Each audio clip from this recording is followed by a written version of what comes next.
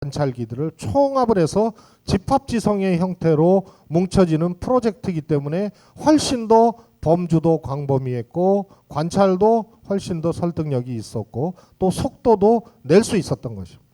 최근에는 나사에서 화성사진 데이터베이스를 온라인에 게시했습니다. 사진의 지형 판독을 허용했던 것입니다. 놀라운 일이 일어났습니다. 전문가가 2년에 걸쳐 할 일을 애호가들이 한 달 내외에 상당 수준으로 분석됐고 몇 달 전에는 고등학교에 재학 중인 그런 학생이 또 설득력 있는 분석을 해서 전 세계 뉴스에 타전된 그런 사례도 발견합니다. 이것뿐만이 아닙니다. 아주 곳곳에서 크라우드 소싱의 위력이 아주 실증적으로 입증되고 있습니다. 그리고 이것을 넘어서서 크라우드 펀딩의 시대로 다가와서 기분 나쁘면은 프로야구 구단도 인수해버리는 그런 사례도 나타나고 있습니다. 아주 주목할 만한 변화입니다. 저도 정치인이기 때문에 이건 넘겨주시죠. 정치권의 경우에 정말로 이 국민들이 점점 더 이격거리를 두는 이유가 이 크라우드 소싱 시대가 됐는데 대통령 선거 정책의 생산 과정, 평소에 정당 정책의 생산 과정이 몇몇의 정치 엘리트와 또 학자들, 이 소수 전문가들의 생산 구도가 우리가 이 정당이 본격화된 게 60년 됐는데 60년 전이나 지금이나 똑같기 때문에 대중과의 이격거리가 훨씬 더 커지는 겁니다. 이 시민들 속에서는 그냥 이 자기가 일상적으로 정보를 사냥하고 교류하고 소통하는 이런 류의 시민들이 있는 반면에 세미프로와 같은 시민들이 많이 생겨나고 있는데 기존 정당의 기존 선거 과정의 정책을 만드는 데 참여할 수 있는 길이 없는 것입니다. 그런데 이미 훨씬 더 전문적이고 중요한 분야의 크라우드 소싱이 진행이 되고 있고 이 사람들에게는 어떤 금전적 보상이 중요한 것이 아니고 자기 성취감을 보장해 줄 수 있는 그런 공간과 프로젝트라면 얼마든지 자기 영역에서 자기 관심 분야에서 다가갈 준비가 돼 있는데 정치권에서 이 문호를 열어주지 않고 있기 때문에 정당의 위기는 적어도 이 시대의 시민 중에 세미프로들에 의해서 또 유저들에 의해서 새롭게 등장한 시민에 의해서 점점 더 괴리감이 넓어진다고 저는 생각을 합니다. 참 이거 이제 기가 막힌 그래프인데요. 2000 이후에 우리 정당 정치의 한 단면을 정당의 선거 과정에 참여한 시민의 숫자로 아주 단순하게 이렇게 해봤습니다. 2007년 정동영 후보가 대통령 후보가 됐을 때 대통령 경선 후보 민주당 대통령 후보 경선에 참여했던 인원이 11만 명입니다. 이때 새누리당도 비슷한 숫자가 참여를 해서 이명박 후보와 박근혜 후보가 경합을 했습니다. 물론 경선하는 방식은 달랐습니다. 2012년입니다. 5년이 지난 후에 한 4년 반이 지난 후에 한명숙 대표가 작년 총선을 이끌었던 지도부의 대표가 됐던 그때 전당대회, 민주당 전당대회 때 참여했던 숫자가 47만 8천 명이었습니다. 이때도 스마트폰이 이런 양적 확대를 가능케 했습니다. 그래서 모바일 투표라는 것을 진행을 해서 50만 명 가까운 사람들이 참여를 했습니다. 이때부터 나온 얘기가 시민들이 몰려들어오고 있으니까 기존의 당원들은 뭐냐? 당원 주권론이 필요하다라는 얘기가 이때 한명숙 대표가 될 때부터 나왔던 것입니다. 저는 그 당원 주권론은 60년 동안에 변하지 않은 정당에서 주장할 수 있는 내용이고 당원들도 소중하지만 정말 이게 밀물처럼 몰려오는 이 새로운 시민, 네오시티즌들의 참여 공간을 봉쇄하는 순간 정당은 존립하기 어렵다. 위기가 현실이 될 수 있다는 그런 불안감이 저한테는 있기 때문에 당원 주권론을 당원의 측면에선 주장할 수 있는 것이나 정당의 위기와 정치의 위기, 그래서 새로운 정당, 새로운 정치를 해야 되는 과제를 갖고 있는 정치권에서 시민들의 참여를 보장해내는 직접민주주의의 전면적 확대를 감당해내지 않으면 어렵다. 대중과의 괴리는 점점 더 넓어진다는 것이 제 주장입니다. 그리고 그때 그때 반론과 반발을 했던 50만 명 가까이 참여해서 그래 그동안 당 지켜온 사람은 뭐냐 라고 주장했던 그 영향 때문에 또 그런 충돌 속에서 자발적으로 참여했던 이 참여자들, 모바일 투표 참여자들의 숫자가 갑자기 급감한 것이 8개월 후에 치러진 며칠 전에 당대표가 됐던 그때 2등했죠. 김한길 후보와 이해찬 당대표로 당선됐던 이해찬 후보가 격전을 벌였던 작년 9월 전당대, 이것은 대통령 선거를 치러야 되는 이 지도부를 뽑는 겁니다. 그때 12만 8천 명으로 4분의 1가량 갑자기 줄어들게 되고요. 문재인 후보가 대통령 후보로 됐던 작년 12월 민주당 대통령 후보 경선에서 108만 명이 참여하게 되는 눈부신 양적 확대가 뒷받침이 됩니다. 그런데 이번에 김한길 대표가 당선된 전당대회에서 대통령 선거에서 패배하고 난 후유증인지는 몰라도 김한길 대표가 당원 주권론을 얘기했습니다. 그래서 당선이 됐습니다. 63%를 얻어서 압도적으로 지난주에 당선이 됐습니다. 저는 김한길 대표의 당원 주권론에 대해서 정면으로 이견을 가지고 있습니다.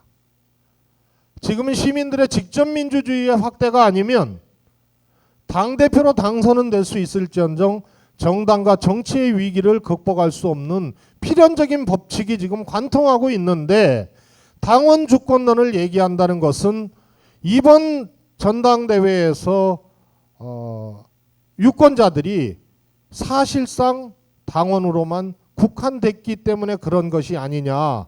그래서 이것은 당대표 선거를 치르기 위한 하나의 전략적 선택을 넘어서지 못하는 편견이다. 이렇게 저는 생각하고 있는 것입니다. 시대가 이렇게 바뀌고 새로운 시민이 출현했고, 이 시민들에게 스마트폰이라는 정말 이동성과 융합성, 속도, 이런 것을 충분히 감당케 하는 위협적인 시민적 도구가 생겨났고, 그리고 거기에 세미프로와 같은, 미네르바와 같은 많은 전문가들이 활약을 1인 미디어를 통해서, 네트워크를 통해서 많이 하고 있는데, 정당에 참여할 수 있는, 특히 정책 생산과 의사결정 과정에 참여할 수 있는 길이 사실상 봉쇄돼서 당대표나 대통령 후보 뽑는 선거에 모바일 투표 정도를 제시하니까 저렇게 폭발적으로 참여했는데 이것마저 닫아버리니까 당원 주권론은 결국 민주당의 위기, 정당의 위기를 더 심화시키는 원인으로 저는 작동할 것이라는 그런 생각이 듭니다. 그래서 문제 제기를 하는 것입니다. 여기서 국민명령 1호라는 것을 여러분께 소개하고 싶습니다. 문재인 후보께 제가 제안을 해서 만들었던 겁니다. 문재인 후보가 대통령이 되면 행정명령 1호를 뭘로 할 것인가를 소위 말해서 아주 심플한 거지만 아까 여러분께 말씀드린 크라우드 소싱 방식으로 해보자 해서 행정명령 1호를 공모한 것입니다. 2만 5천 명이 참여해서 7천 건의 아이디어를 냈고 그 속에서 투표를 통해서 1등으로 결정된 것이 장애인 등급제 폐지였습니다.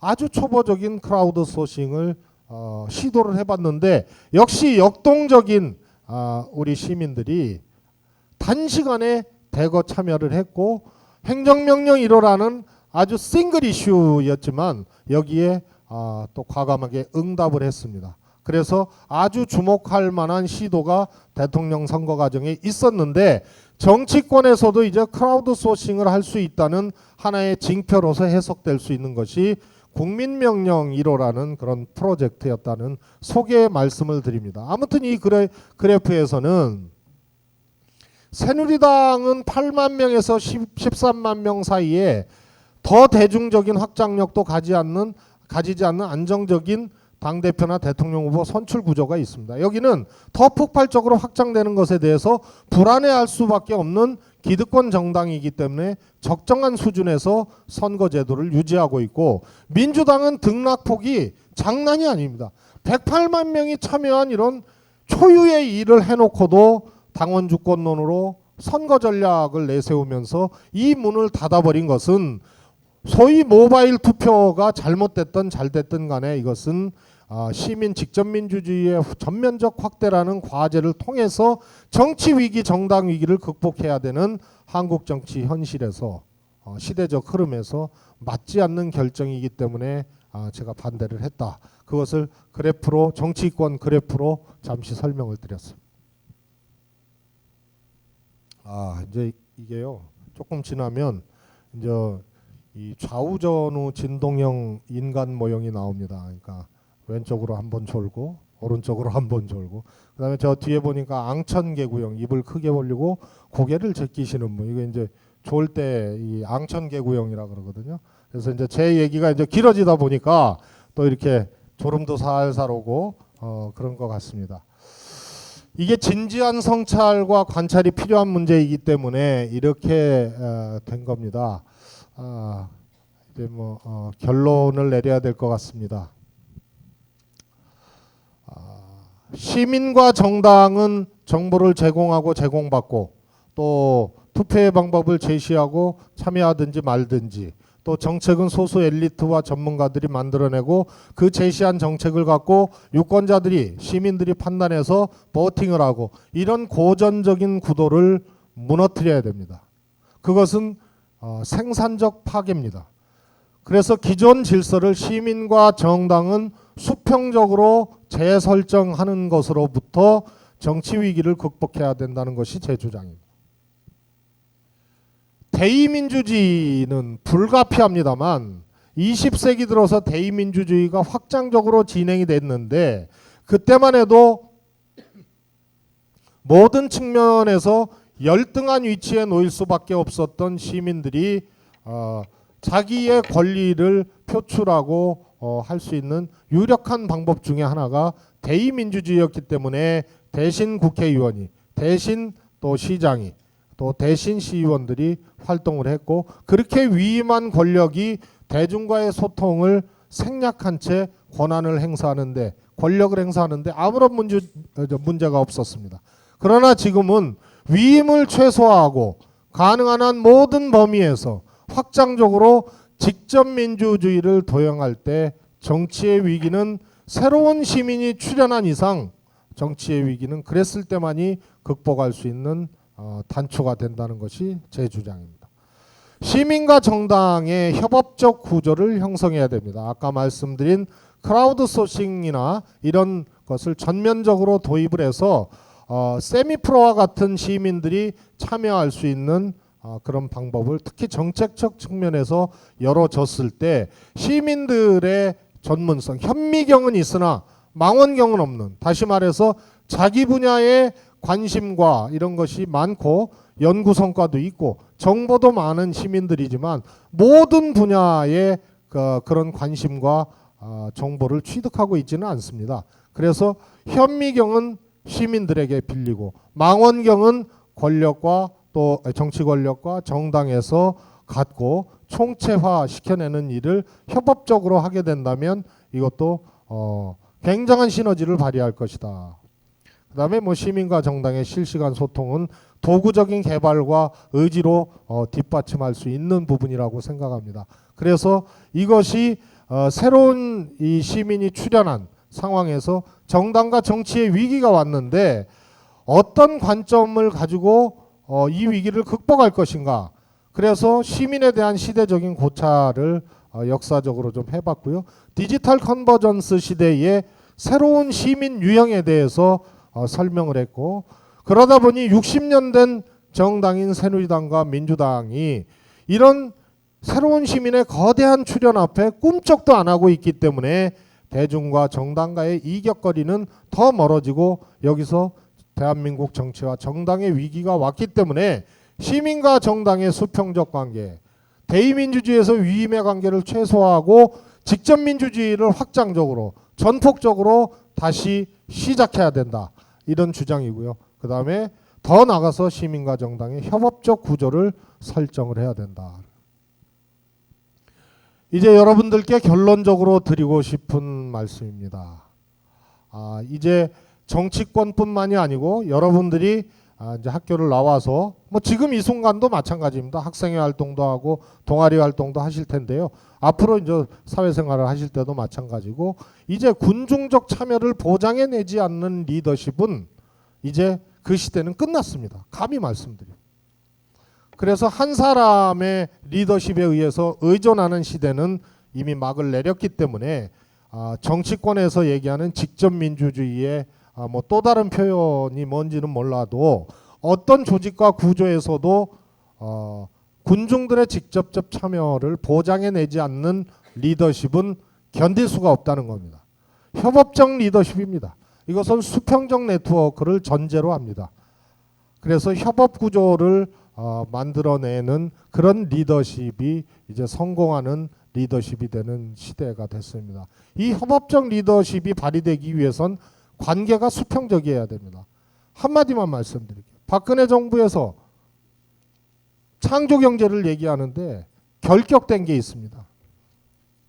창조경제가 뭐냐고 뭐 관료 국무위원들도 헷갈리고 뭐 정확한 설명을 못한다고 막 언론에도 나오고 그러잖아요.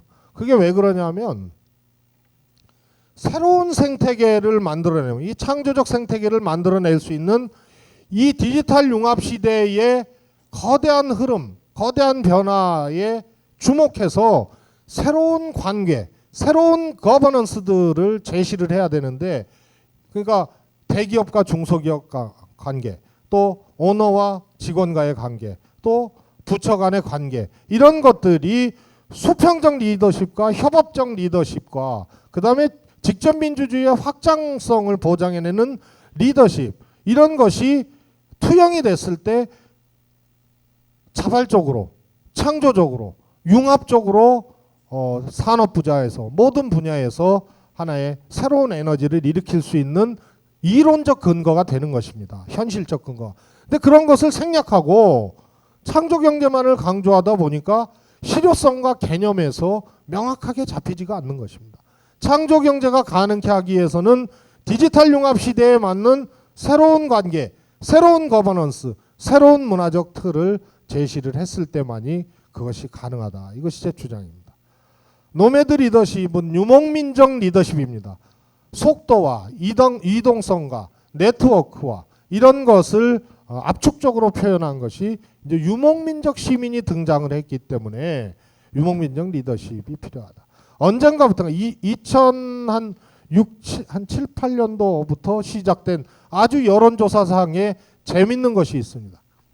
기존에는 정당에 대한 선호도를 가지고 여론조사에 응했는데 수도권을 중심으로, 영호남은 좀 그런 게 안 보였어요. 수도권을 중심으로 특히 2008년 이후에 정당에 대한 자기 전통, 나는 민주당이다, 나는 한나라당이다, 이런 전통적 지지 성향 가지고 야 뭐 이 세종시에 대해서 반대하냐 찬성하냐 그러면 새누리당이 반대하면 반대로 하고 민주당이 찬성하면 세종시 하자 그러면 찬성하고, 이런 경향들이 보였는데 수도권 중심으로 적게는 10%에서 많게는 15%까지 정당에 대한 성향과 무관하게 그 당시에 정당의 정책이 옳으냐 그르냐를 묻고 자기의 이해관계에 맞느냐 안 맞느냐를 가지고 여론조사에 응하는 무리, 그 군중, 유목민과 같은 사람들이 10% 이상 나타나기 시작했습니다. 아주 재밌는 현상입니다. 그래서 이 사람들은 고전적 관습과 구조 이런 것으로부터 자유로운 영혼들이고 자유로운 이 스탠스를 취하고 있는 사람들이고 점점 더 확장적으로 과거의 등식을 깨는 부류들이 나타나고 있는 것입니다. 그래서 유목민적 리더십을 갖고 있지 않으면 어렵다. 그것이 이번 대통령 선거에서 입증됐습니다. 여러분들이 지금 전남대를 다니고 계시고 주로 또 이쪽에 연고가 있거나 태어나신 분들이 많을 겁니다. 과거에는 대통령 선거에서 호남이 90% 이상 민주당 후보를 찍으면 서울에 있는 호남 출신 유권자도 90% 가까이 찍었습니다. 근데 작년 대통령 선거에서는 호남에선 그렇게 나왔지만 수도권에 있는 호남 출신 유권자들은 60% 남짓한 문재인 후보 지지율을 보였습니다. 이게 바로 과거의 등식에 연연하지 않는 새로운 정치 문화 현상들이 일어나고 있고, 그것은 디지털 융합 시대의 특성 중에 하나인 이동성과 속도와 이런 것이 반영된, 그 다음에 무리, 또 네트워크, 이런 것이 반영된 유목민족 시민들의 일이 등장하고 있고 점점 늘어나고 있다는 반증이기 때문에 노매드 리더십이라는 것을 하나 더 말씀드렸습니다. 그래서 협업적 리더십과 노매드 리더십, 직접 민주주의의 리더십을 관통하고 있는 세 가지 원리가 있습니다. 하나는 수평적 네트워크가 전제돼야 된다. 하나는 융합적 사고가 전제돼야 된다. 그 다음에 변화에 둔감하면 안 된다. 속도가 전제돼야 된다. 이 세 가지가 이 세 가지 리더십의 또 전제 조건이다. 이런 말씀을 드리겠습니다. 다 끝난 건가요? 박수 유도하시는 분이 안 계시네요. 자, 디지털 융합 시대의 새로운 리더십이라는 주제로 열강을 해주신 그 의원님께 감사의 큰 박수를 부탁합니다. 박수를 저 대부분 아마 친 것 같은데 저기 뒤에 한 분이 안 친 것 같습니다. 그래서 다시 한번 큰 박수를 치도록 하겠습니다. 감사합니다. 다음은 질의응답 시간을 갖도록 하겠습니다.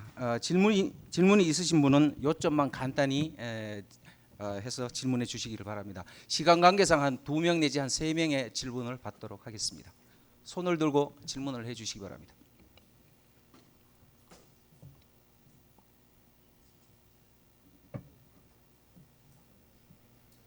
마이크를 저쪽.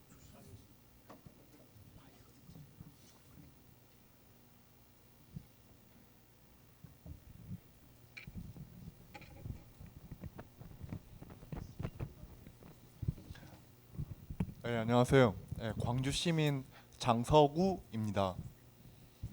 국회의원이 되기 위한 정확한 정보를 얻고 싶습니다. 공천을 받으려면 어떠한 방법이 있고 돈은 얼마 들고 비례대표 되면 돈이 얼마 드는지 알고 싶습니다. 저한테 따라오십시오. 정말로 예전하고는 많이 달라졌습니다. 비례대표는 적어도 민주당의 경우에는 돈이 들질 않습니다. 지난 2008년도인가요? 그때 특별당비 형태로 500만 원씩인가 냈을 거예요. 그래서 이것은 철저하게 차단됐다. 과거 같은 관행이. 그건 분명하고요. 그 다음에 지역구 공천 과정에서도 국회의원의 경우에는 돈이 들질 않습니다. 제가 2010년도 지방선거를 제가 총괄을 했었거든요. 그때 보니까 확인하기는 어렵지만 지방선거에서 특히 특정 지역을 중심으로는 여전히 그런 관행이 있다는 느낌을 받았습니다. 그래서 국회의원의 경우에는 비례대표든 지역구든 과거처럼 공천 헌금이라는 것은 존재하지 않는다라는 것은 이제 분명한 시대가 됐고요. 어떻게 국회의원 될 것인가, 또 어떻게 공천 받을 것인가의 문제는 여전히 지금 정상적인 공천과 정상적인 인재 등용의 과정이 확실하게 보장이 안 된 과도기적인 측면이기 때문에 뭐라고 이렇게 한마디로 얘기를 할 수는 없는데, 적어도 오늘 제가 여러분들께 말씀드린 이런 흐름 속에서는 역시 지역구를 하실 분들은 해당 지역의 유권자들하고 시민들하고 새로운 방식으로 새롭게 소통하고 하는 것이 굉장히 중요하게 작동할 것입니다. 굉장히 특이한 사례 한 가지만 소개를 하겠습니다. 이번에 전당대회를 치르기 전에는요, 각 시도하고 그다음에 제가 남양주가 지역구인데요, 각 시군 지구당을 정비를 합니다. 2년마다 하게 돼 있습니다. 그래서 전당대회 치르기 전에 저도 했습니다. 제가 지역위원장으로 있는 남양주에서 대의원들을 모셔놓고 지역위원장 재신임을 받고요. 최재성이 지역위원장 하는 거 못 보겠다, 나도 하겠다 해서 누가 입후보하면 경선하게 되어 있습니다. 그런데 현역 국회의원이 사실상 그 대의원들을 이 좌우지하는 이 구조거든요. 그래서 늘 말썽이 나고 지적을 받는 거죠. 그런데 특이한 현상이 현역 지구당 위원장이, 지역위원장이 자기가 사실상 임명한 대의원한테 불신임을 받아서 위원장에 잘렸거나 애를 먹은 경우가 이번 전당대회 과정에서 발생을 했습니다. 굉장히 특이한 경우입니다. 그래서 이거는 이제는 위원장이 사실상 임명한 대의원도 위원장의 정치적인 어떤 지시나 이런 것에 그대로 예속되지는 않는다는 이제 증거들이 나타나고 있기 때문에 지금은 바닥에 유권자들과 시민들과 새로운 방식으로 소통하는 것이 가장 빠른 길이 되고 그런 시대가 이제 됐다, 이렇게 말씀을 드리겠습니다. 다른 방법 생각하시면요, 그렇게 생각하는 사람이 여전히 정치지망생 중에 많기 때문에 아마 돈으로 한다, 또 위에 잘 보여서 줄 서서 공천받아서 한다, 이런 방식을 택하는 순간 훨씬 더 확률은 낮아지는 시대가 된 것은 사실입니다. 예, 아주 그 난감한 질문을 했는데도 아주 대답을 아주 잘 하시는 것 같습니다. 역시 그 민주당 대변인도 하셨고 경력이 상당하시니까 아주 적절히 대답을 잘 하신 것 같습니다. 되도록이면 오늘 그 발표하신 그 새로운 리더십 관련해서 관련되는 질문을 하시면 훨씬 좋으리라 생각됩니다. 추가 질문 받도록 하겠습니다.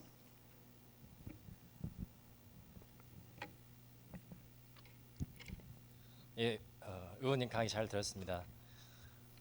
강의와는 좀 무관한 질문인데요. 의원님 개인 프로필에 관해서 좀 질문 드릴 게 있는데 두 가지가 있습니다. 첫 번째는 학부 시절에 불교학을 전공하신 걸로 알고 있는데 뭐 특별히 집안이 불교 집안이라든가 아니면은 불교에 심취해서 하셨다든가 그거에 대해서 첫 번째고, 두 번째는 의원님 주도로 사학법을 발의하신 걸로 알고 있는데 그때 초선 때 발의하신 걸로 알고 있는데 아무래도 사학에서 그 법을 발의하려고 할 때 많은 압박이나 회유가 있었을 걸로 생각합니다.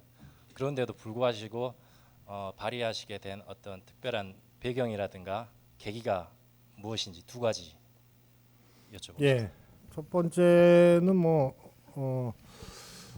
우선은 이제 제가 고등학교 때부터 이제 사회과학 서적을 좀 많이 읽었어요. 그래서 조금 같은 또래보다 이제 독서량은 많았고요. 그래서 우선은 성적이 안 돼서 걸려갔고요. 그다음에 집안이 또 그런 거는 사실이고요. 제가 이제 1학년 때는 또 이렇게 출가하려고 이렇게 도망도 갔었어요. 근데 실패해가지고 국회의원이 됐죠. 아마 국회의원 안 돼 있으면 지금 뭐 하여튼 여기 광주의 문빈정사에 있을지도 모릅니다. 그리고 사실 뭐 종교라는 것이 종교적 원리가 또 지금 이제 정치에 또 하나의 새로운 원리를 만들어내는데 굉장히 큰 작동을 하고 있는 것도 사실입니다. 개인적으로는 그렇고요. 그다음에 사립학교법은 뭐 이 정도 얘기하면은 저도 굉장히 큰 어려움을 겪었다라는 이제 상징적인 답변이 될 것 같습니다. 2008년도에 한기총, 한국기독교총연합이라는 기독교 조금 보수 성향의 이제 기독교 단체가 있고 주로 대형 교회들이 많이 뒷받침하고 있는 활동하고 있는 한기총이라는 거기서 낙선 대상 5명을 발표를 했는데 그 낙선 대상에 들어갔습니다. 그런데 작년 선거 보니까 우리 지역구에 저도 몰랐는데 낙선 대상으로 또 교회에 또 붙어 있더라고요. 그래서 다른 사람은 또 그런 거 안 했는데 끝까지 저를 사립학교법 개정안을 주도했다는 이유로 작년 선거 때까지 그렇게 좀 불이익이라 그래야 되나요? 그런 것을 받았습니다. 사실 사립학교의 비리나 또 특히 이제 비리도 비리지만 비정상적인 거버넌스입니다.